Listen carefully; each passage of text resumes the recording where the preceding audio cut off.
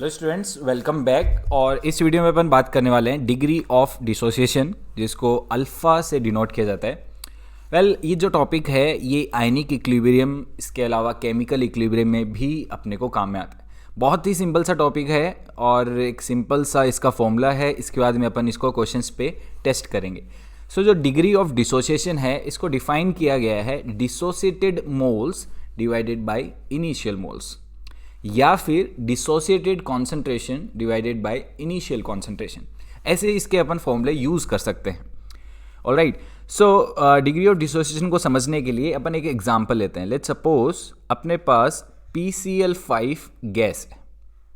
Alright, और PCl5 gas को एक कंटेनर में रखा हुआ है और वहाँ पे ये गैस डिसोसिएट होके PCl3 गैस में और क्लोरीन गैस में कन्वर्ट होती है।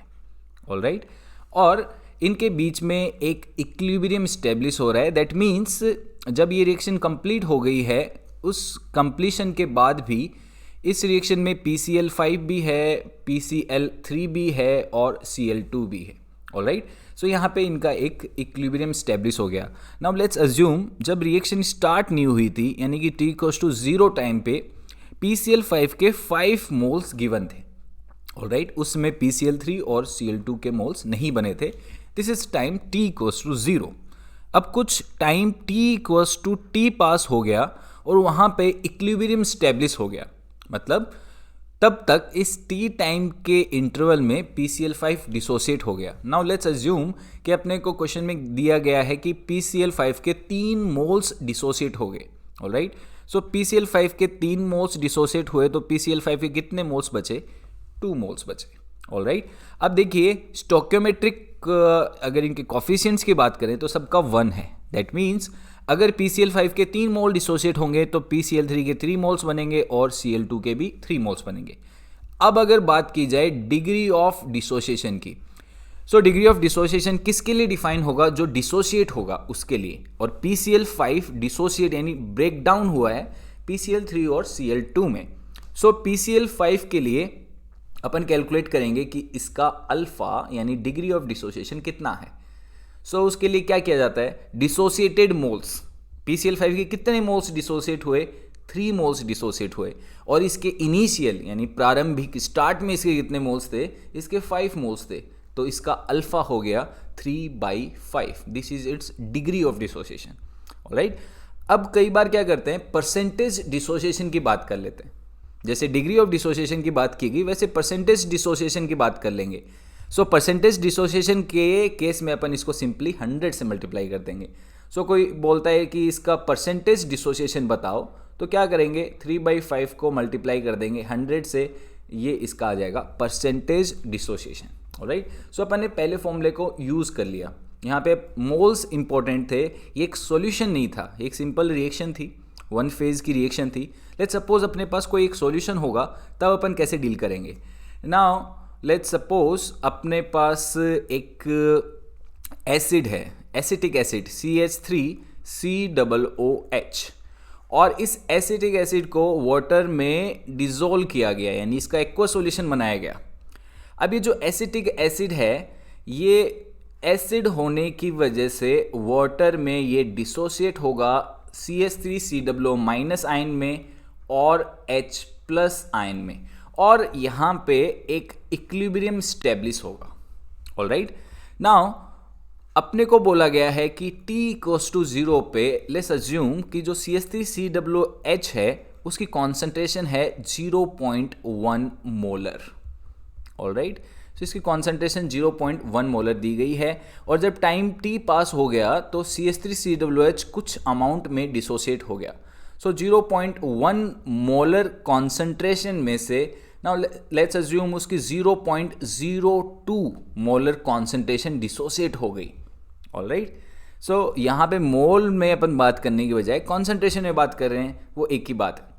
0.1 मोलर कॉन्सेंट्रेशन में से 0.02 मोलर कॉन्सेंट्रेशन इसकी डिसोसिएट हो गई। उसकी वजह से 0.02 मोलर कॉन्सेंट्रेशन बन गई CH3COO- की और 0.02 मोलर कॉन्सेंट्रेशन बन गई H+ की। और यहाँ पे CH3COOH की कितनी कॉन्सेंट्रेशन बच गई है, 0.08 मोलर। अब आपको CH3COOH का पूछा गया है अल्फा, इसका डिग्री ऑफ डिसोसिएशन बताओ।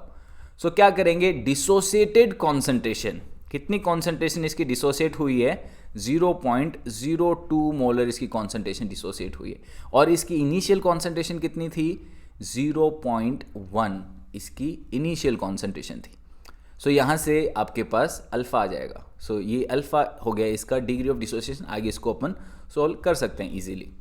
ऑलराइट, सो ये एक वीक एसिड है, CH3COOH एक वीक एसिड है। सब लेट्स सपोज आपको एक स्ट्रॉन्ग एसिड दिया गया HCl या फिर H2SO4 या फिर HClO4। सो वीक एसिड क्या होते हैं, जब इनको पानी में डिसॉल्व किया जाता है, यानी इनका एक्वा सॉल्यूशन बनाया जाता है, तो ये ऑलमोस्ट 100% डिसोसिएट हो जाते हैं। मतलब इनके जितने भी मॉलिक्यूल्स होते हैं, सारे के सारे मॉलिक्यूल्स डिसोसिएट हो जाते हैं अपने आयंस में। तो नाउ लेट्स अज्यूम कि HCl की जो इनिशियल कॉन्सेंट्रेशन थी वो 0.1 मोलर थी, तो इसकी कितनी कॉन्सेंट्रेशन डिसोसिएट होगी, सिंस ये एक स्ट्रॉन्ग एसिड है, ये पूरा डिसोसिएट हो जाएगा, ये बिल्कुल भी नहीं बचेगा।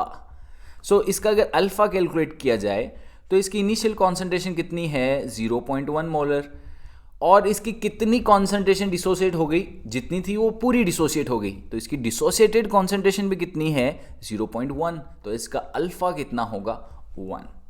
सो देखिए यहाँ से एक पॉइंट आपको अल्फा तो समझ में आ गया, degree of dissociation, that is well and good, but उसके अलावा आपको ये भी पता चलता है कि जो स्ट्रॉन्ग एसिड्स होते हैं उनका डिग्री ऑफ डिसोसिएशन होता है 1, ऑलमोस्ट 1 बोल सकते हैं।